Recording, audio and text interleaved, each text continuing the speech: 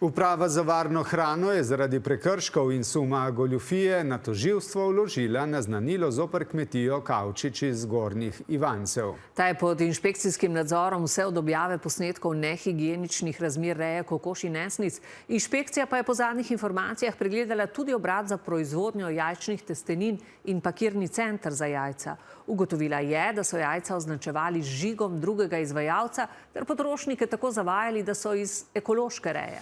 Globe zaradi zavajanja potrošnikov pri označevanju jajc še niso izdali, za nepravilnosti pri reji kokoši nesnic pa so jih oglobili z dobrimi 2200 evri. Staša Lozar. Nove ugotovitve kršitev na kmetiji Kavčič, kjer so nevladniki skrivaj pridobljenimi posnetki razkrili šokantne nehigienične razmere na kokoši farmi.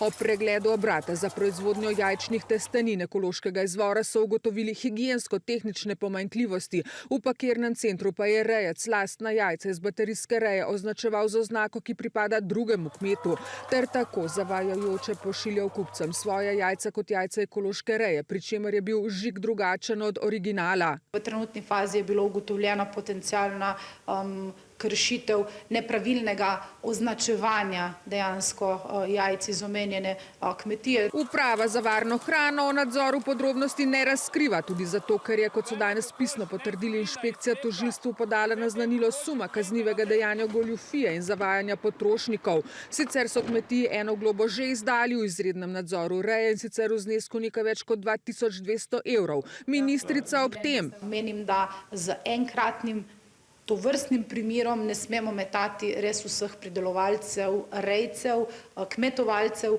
v isti koš. Da je prav, da se javnost zaveda, da obstajajo tudi tovrstne prakse, a da imamo učinkovit nadzor in dober sistem obveščanja. Ne želi, da bi ljudje začeli dvomiti v slovenske kmete, ki jih tudi kmetijska zbornica opominja na pošteno kmetovanje. Zavračamo prvič kakršnakoli neprimerna ravnanja v rejah domačih živali in kakršnokoli zavajanje pri označevanju. Tukaj je jasno naše stališče. In kako načeto je ob tem zaupanje potrošnikov v slovenske pridelovalce? Spomnimo, le nekaj tednov je, odkar so inšpektorji v metliškem čebelarstvu v Satju naleteli na kemične snovi, katerih uporaba v ekološkem čebelarstvu ni dovoljena. Med hišno preiskavo pa so našli tudi med kupljen pri enem od trgovcev. Vemo, da so standardi pridelave v Sloveniji precej visoke, da imamo dobre kmetije in ekscesni primeri seveda žal tudi vplivajo na izgubo potrošnikov, zaupanja potrošnikov v hrano. Absolutno pa vemo, da se tudi v cestno-prometnih predpisih dogajajo prekrški, kljub temu,